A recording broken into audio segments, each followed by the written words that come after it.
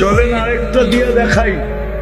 6 বছর 6 মাস বয়সে দাদা মারা গেছেন, 6 বছর বয়সে আম্মা মারা গেছেন, যেদিন পেটে আসছেন ওদিন আব্বা মারা গেছেন।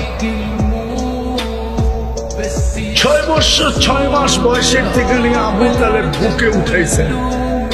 কত রাত্রই না চাচার বুকে ঘুমাইছেন, কতদিনই না চাচাকে জড়ায় ঘুমাইছেন। অথচ আল্লাহর রাসূল শুধু দস্তরখানে একবার হাত মুছছেন, আনাস রাদিয়াল্লাহু তাআলা আনহু দস্তরখানে। উনি জীবন ভর কোনোদিন এই দস্তরখানকে পানি দিয়া পরিষ্কার করেন। যখনই পরিষ্কারের প্রয়োজন হইতো তখনই উনি আগুনে নিক্ষেপ করতেন। আগুন ময়লাকে ছাই বানায় ফেলতো, উনি বাহির করে ঝাড়া দিতেন, দস্তরখান ফকফকে হয়ে যেত।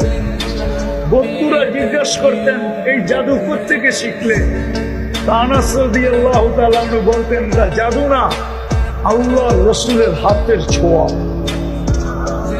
হাতের ছোঁয়া পাইলে যদি দুনিয়ার আগুন একটা সুতা না জ্বালাইতে পারে, আবু তালেবের বুকে তো কতদিন ঘুমাইছেন।